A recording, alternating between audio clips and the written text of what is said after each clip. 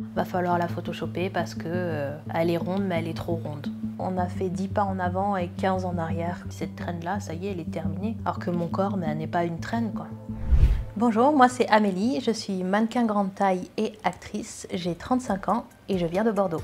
J'ai commencé le mannequinat en 2021-2022. Je me suis mis sur les réseaux, sur Instagram, etc. De là, j'ai été repérée par des agences où même les marques ont commencé à venir vers moi.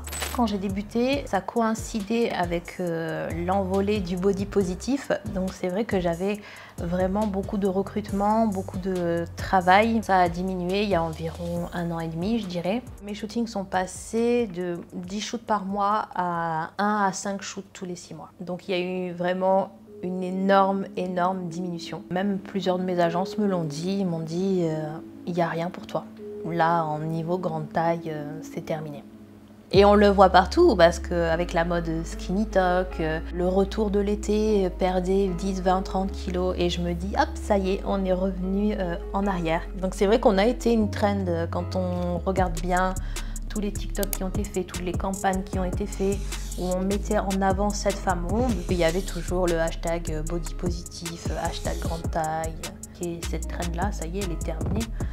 Alors que mon corps, mais elle n'est pas une traîne, quoi.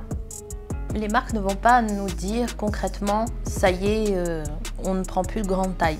Mais c'est vrai que pendant des shoots, je l'ai entendu. Bon, on prend une grosse maintenant, une grosse, c'est pas une grande taille. Hein. Et puis après, comme ça, on n'aura plus à le faire. Et c'est vrai que plusieurs marques utilisent les grandes tailles pour leur branding parce que c'était la mode de l'inclusivité. Mais dans la vraie vie, ils ne vont pas à chaque shoot utiliser une grande taille. Pour rentrer dans le monde du mannequinat, il faut vraiment avoir une bonne carapace. C'est vrai qu'on m'a beaucoup critiqué au niveau de mon corps, où on m'a dit que c'était dommage parce que du coup j'avais des bourrelets, j'avais de la cellulite.